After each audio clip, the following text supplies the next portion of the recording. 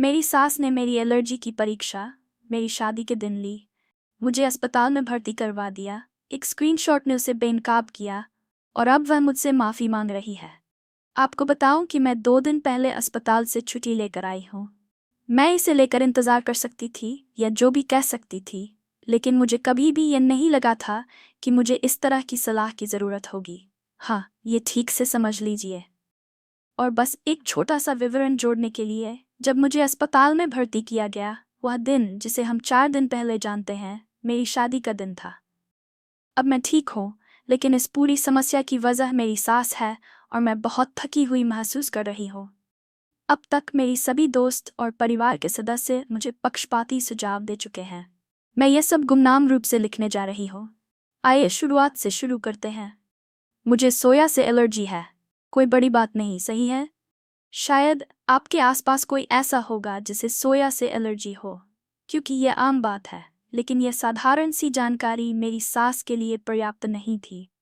मुझे सच में नहीं पता कि उसकी समस्या क्या है। हम दोनों से मिलते हुए लगभग 2 साल हो गए हैं और उसे मेरी एलर्जी के बारे में पूरी जानकारी थी, लेकिन उसने मुझ पर विश्वास नहीं किया, या फिर शायद वह जानबूझकर ऐसा करना चाहती थी। कौन जाने, क्योंकि उसके शब्दों में वह ये टेस्ट करना चाहती थी कि मेरी एलर्जी असल है या नहीं। क्या वह सच में ऐसा सोच रही थी? और उसे मेरा अपना शादी का दिन छोड़कर कोई और दिन क्यों नहीं मिला, जब उसने जानबूझकर मुझे कुछ खिला दिया जिससे मेरी स्थिति गंभीर हो गई, और अब वह चाहती है कि मैं इसे नज़रअंदाज कर दूं, जैसे ये कोई बड़ी बात नहीं है। वह सच में ऐसा उम्मीद करती है। यह है कहानी।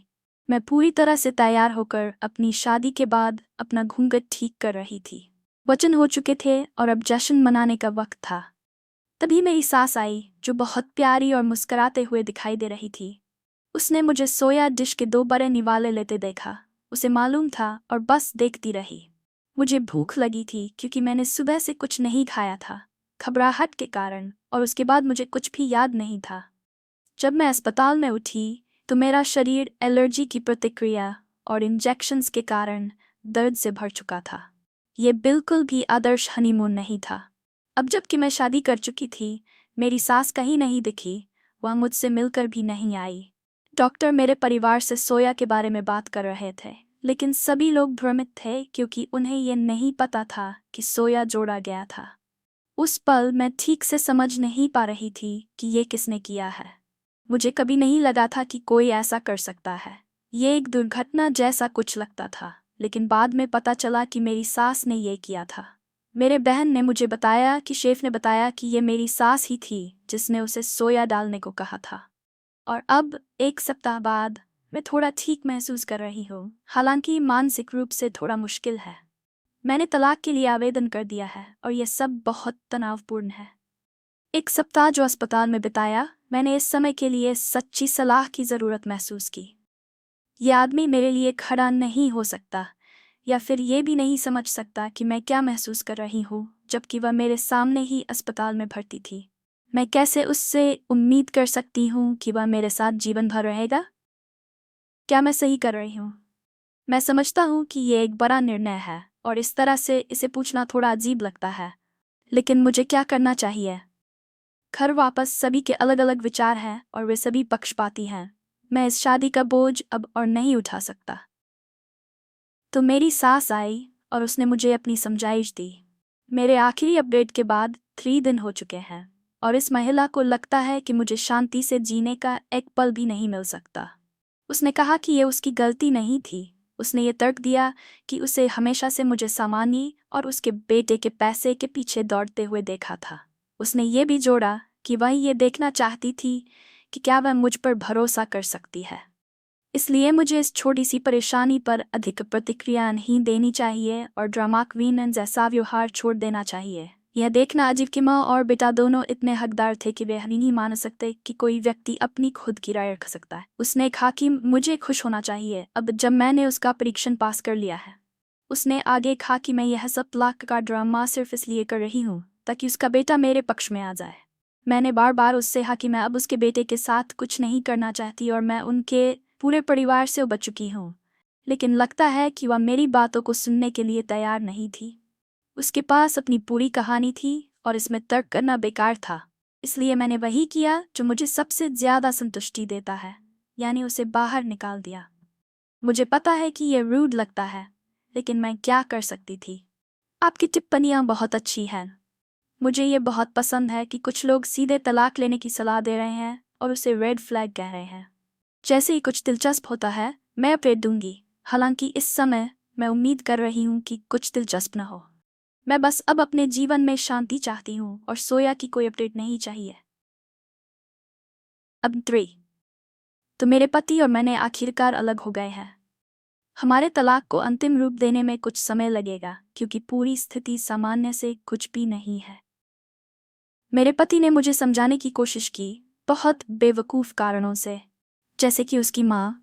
तो मैंने उसे कहा कि वह अपनी माँ को सूचित करे कि अगर उसके परिवार के कोई सदस्य, जिसमें वह खुद भी शामिल है, मेरे घर आने की कोशिश करे, तो मैं एक रेस्ट्रेनिंग ऑर्डर ले लूँगी।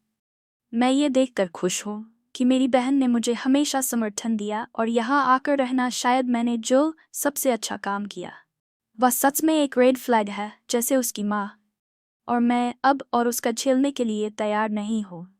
मुझे नहीं पता कि मेरे भविष्य में क्या होगा या क्या मैं कभी प्यार पाऊंगी, लेकिन मुझे ये पता है कि इस तरह के विशाल घर में रहने से अकेला रहना बेहतर है। अब हम यहाँ तक तो खत्म हो गए हैं। धन्यवाद दोस्तों। एनटीए और लड़की, जैसे तुम मुझे बता रही हो कि इस आदमी ने तुम्हें अस्पताल के बिस्तर पर होने के बावजूद चुप रहने को कहा, ये एक बड़ा रेड फ्लैग है। दौड़ जाओ, बस जल्दी ठीक हो जाओ और उसे तलाक दे दो। अब मुझे पता है कि कुछ लोग मुझसे कह सकते हैं कि तलाक एक बड़ा निर्णय है और सब कुछ, लेकिन आओ, क्या तुम इस आदमी को देखकर सोचती हो कि तुम्हारे लिए एक अच्छा पति बनेगा? नहीं, मम्मी का लड़का अपनी प्रतिष्ठा को लेकर परेशान है, लेकिन उसकी पत्नी बस चुप रह सकती है। मूर्ख, मुझे उसे थप्पड़ मारने का मन करता है। ओह भगवान, कोई कैसे इतना क्रूर हो सकता है और फिर भी जिम्मेदारी नहीं लेता? इस परिवार से भाग जाओ, भाग जाओ। एनटीए और ओह भगवान, माफ करना, लेकिन शायद आपको इस सब का अच्छा पहलू देखना चाहिए। इस घटना ने आपको आपके पति और ससुराल वालों का असली चेहरा दिखा दिया, इससे पहले कि यह बहुत देर हो जाए। मुझे समझ है, शादी पहले ही हो चुकी थी, लेकिन सोचो, तुम्हें उनके साथ एक भी दिन नहीं बिताना पड़ा। अगर तुमने ये रिश्ते को जारी रखा होता और तुम नहीं जान पाती कि वे लोग किस तरह के हैं, तो तुम भावनात्मक अत्याचार के चक्कर में फंसी रहती और भगवान जानता है कि ये कब खत्म होता। भगवान तुम्हारी रक्षा करे लड़की, ध्यान रखना। अगली कहानी। मेरी माँ की एक दोस्त है, जिसे हम मैरी कहेंगे, जो मेरी माँ की उम्र की है और जो हर कुछ महीनों में हमारे यहाँ आती है। ये लगभग 10 साल से हो रहा है। वह एक अच्छी महिला है और बहुत बातूनी है, लेकिन जब से मैं छोड़ी थी, मुझे उनका साथ ज़्यादा पसंद नहीं आया। मुझे याद है कि वह हमेशा मेरी उपस्थिति के बारे में कुछ न कुछ कहती रहती थी, लेकिन कभी भी कुछ बुरा या अपमानजनक नहीं कहा। फिर भी उनकी टिप्पणियां मुझे अच्छी नहीं लगती थीं। जब मैं 22 साल की थी और मेरी छाती का विकास हो रहा था, हम सब टेबल पर खाना खा रहे थे। मैंने कुछ उठाने के लिए खड़ा हुआ और मैरी ने कहा, खतरनाक, 7050 तुम्हारे पास अब बूब्स आ गए हैं। सब लोग हंसे सिवाय मेरे। मुझे याद है कि मैं चौंकी, शर्मिंदा हो गई और मुझे समझ नहीं आया कि क्या करना चाहिए, तो मैं अपने कमरे में चली गई और रोते हुए रात का खाना नहीं खाया। मेरी माँ बाद में आई और उसने उसकी रक्षा की, कहने लगी, बिल्कुल, वह सिर्फ जलन में थी, इसे अपनी तरफ से न लें। मैंने बाद में इसे स्वीकार कर लिया, फिर भी वह अपमानजनक था। उनकी टिप्पणियां मुख्य रूप से मेरे बालों के बारे में होती थीं। मेरी बालों की प्रकृति कर्ली है, लगभग 3C पैटर्न की। ये उस समय की बात है जब कर्ली बालों के बारे में ज़्यादा जानकारी नहीं थी, तो न केवल मुझे इसे सही से रखना नहीं आता था, बल्कि मैं इससे शर्मिंदा थी और हमेशा शिकायत करती थी कि मैं चाहती थी कि मेरे बाल सीधे हों। मेरे बालों को प्यार करना सीखने में मुझे बहुत समय लगा, किंडरगार्टन से लेकर हाई स्कूल के सीनियर वर्ष तक। अब मैं अपने बालों का सही तरीके से ध्यान रखता हूँ। इन सब परेशानियों के बीच में, मेरी बालों से नफरत करने के दौर में, मेरी दोस्त मेरी के कमेंट्स होते थे। वह कहती थी, काश मैं भी बिना बालों को सेट किए सोकर उठ सकती, या तुम्हारे कर्ल्स बहुत अच्छे हैं, लेकिन मैं चाहती हूँ कि एक दिन इन्हें सीधा देखो, और ये मेरी पसंदीदा है, बस बालों को ब्रश कर लो, फिर ये अच्छे लगेंगे। उस समय मैंने सहन किया, और अगर मैंने उसे कहा कि वह मेरे बालों को मत छुए तो ये एक अलग चर्चा होती। मेरे माता पिता मुझे कहते थे कि मुझे अच्छा बर्ताव करना चाहिए। अब आते हैं उस घटना पर जो पिछले रात हुई। मेरी, जैसे हमेशा आती थी, आई और सब कुछ सामान्य था। फिर जब हम डिनर कर रहे थे, उसने जैसे ही मेरे बालों को देखा कहा, यह खतरनाक है, तुम इससे ज़्यादा बहादुर हो, मैं कभी ऐसा बाल नहीं ले सकती, तुम्हें इसे सीधा करने की कोशिश करनी चाहिए। मुझे गुस्सा आ गया। मैंने उसे घूर कर देखा। उसने कहा कि ये एक तारीफ है, मैं तुम्हारे बालों को पसंद करती हूँ। मैंने कहा, यह तारीफ नहीं है और तुम जानती हो कि यह नहीं है। थोड़ी देर बाद मैं सोने चला गया। आज सुबह मेरी माँ ने मुझे डांटा और कहा कि मैंने मेरी के साथ बिना वजह बुरा बर्ताव किया और सबका मूड खराब कर दिया। मैंने अपनी बात समझाते हुए कहा कि मुझे पता है कि आप अपनी दोस्त का बचाव कर रहे हो, लेकिन इन टिप्पणियों ने कभी मुझे अच्छा नहीं महसूस कराया। यह बहस शोर शराबे में बदल गई और मैं काम पर चला गया। एडिट, मेरी के बारे में कुछ जानकारी जो बार बार पूछी जा रही है वह यह है कि मैं मिश्रित नस्ल की हूँ, आधे काले और मेरी पूरी तरह से काली है। एडिट 2, मुझे आपके सभी समर्थनपूर्ण और मददगार टिप्पणियों के लिए धन्यवाद। जब मैं काम से घर लौटा तो मैंने अपने माता पिता को अपनी पूरी स्थिति समझाई और बताया कि मेरी का पक्ष लेना मेरे लिए कितना अनुचित था। मेरे पिताजी समझते हैं, लेकिन मेरी मम्मी अब तक इस बात से सहमत नहीं हो रही है। यह असामान्य नहीं है, और दुख की बात यह है कि इस स्थिति में ज़्यादा कुछ नहीं किया जा सकता। मुझे ये जानकर खुशी हुई कि मैं एनटीए गलत नहीं हूँ। एडिट 3, मेरी आंटी नहीं है, यह एक पीछे से तारीफ है जिसे एक शारीरिक रूप से आक्रामक तरीके से कहा जाता है। इसका मकसद यह होता है कि आपके भावनाओं को ठेस पहुंचाई जाए और फिर यह कहा जाता है कि आपकी गलती है कि आप आहत हुए, न कि उनकी गलती। अगली कहानी। मेरा भाई एक डेस्टिनेशन वेडिंग कर रहा है। मुझे यकीन है कि यह बहुत अच्छा होगा। मैं एक विधवा सिंगल माँ हूँ जिनके 2 छोटे बच्चे हैं। हम गरीब नहीं हैं और मेरे पास अच्छे निवेश है जो मुझे एक अच्छा बैकस्टॉप मुहैया कराते हैं। मेरे पति के पास बीमा था। हम एक पैर ऑफ घर में रहते हैं, लेकिन अगर मैं अपने पति के पास हर रात आकर सोने के लिए होती तो ये बेहतर होता। वेडिंग में लगभग $200 खर्च होंगे। मैंने RSVP किया था कि मैं नहीं आ पाऊंगी। अगर ये गर्मी में होता तो मैं इसे छुट्टियों के रूप में सोच सकती थी, लेकिन मुझे बच्चों को स्कूल से छुट्टी लेना होगा। मेरे ससुराल वाले रिटायर्ड हैं और बच्चों की देखभाल करना पसंद करते हैं, लेकिन वे बुजुर्ग हैं। मेरे पति मुझसे थोड़े बड़े थे और बच्चों की देखभाल के लिए उन्हें 1 हफ्ते के लिए ले जाना थोड़ा महंगा पड़ेगा। मेरे भाई ने मुझे कॉल किया और पूछा कि मैं क्यों नहीं आ रही हूँ। मैंने कहा कि मैं सच में आना चाहती थी, लेकिन मैं इसे खर्च करने का कोई कारण नहीं समझ पाई। उसने कहा कि मेरे पास बैंक में बहुत पैसा है, लेकिन यह उसकी बात नहीं है।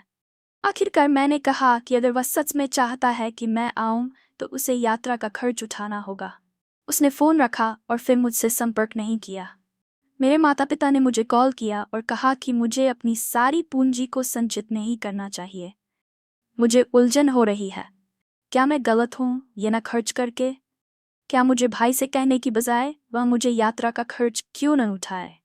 मेरे भाई के बारे में सब लोग कूदने से पहले उसने मेरे डेस्टिनेशन वेडिंग में भाग लिया था, लेकिन वह उतना महंगा नहीं था और वह मेरे माता पिता के साथ एक ही कमरे में रहा था, और मेरे पति ने हमारे परिवार के सभी लोगों के लिए भुगतान किया था जिन्हें हमने आमंत्रित किया था।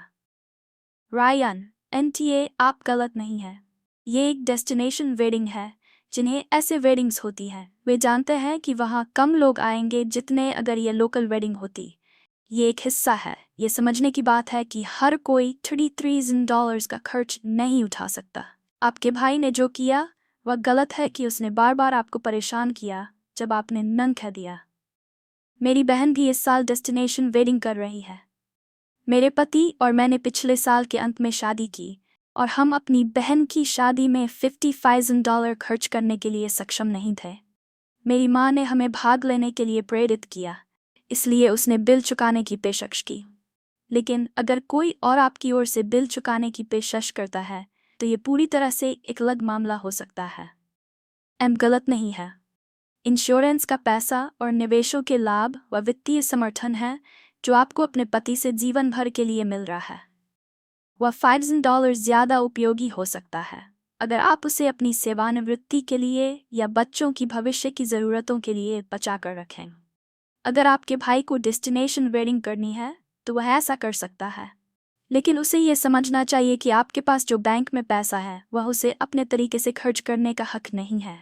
यह सम्मानजनक नहीं है और इसकी सराहना नहीं की जाती है। मुझे आपके नुकसान के लिए बहुत खेद है।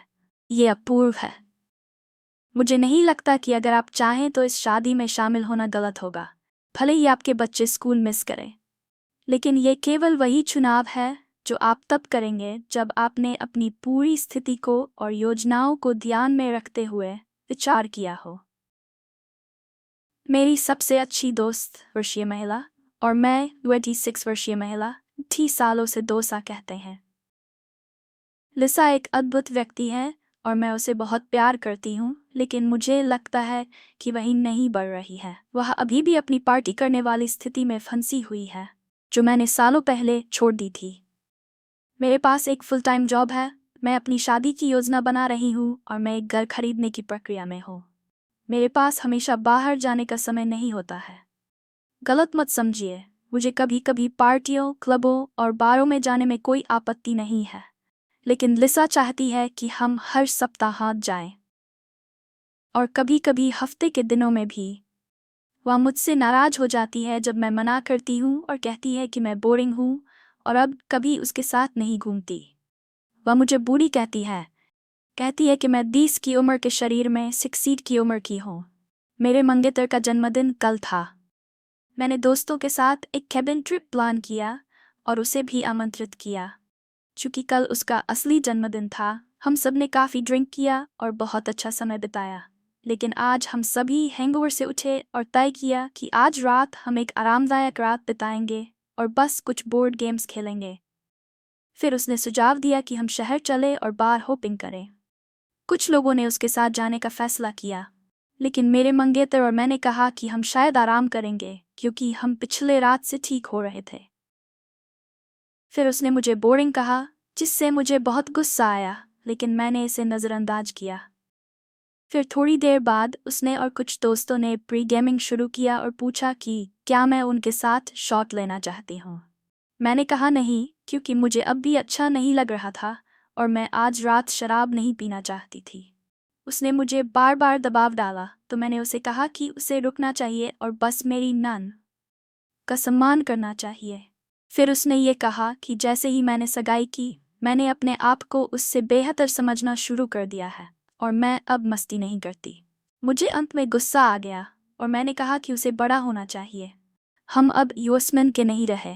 मुझे अब बाहर जाने का समय और ऊर्जा नहीं है। मुझे अपने भविष्य और लक्ष्यों की ओर काम करना है और उसे भी अपनी स्थिति को सुधारना चाहिए।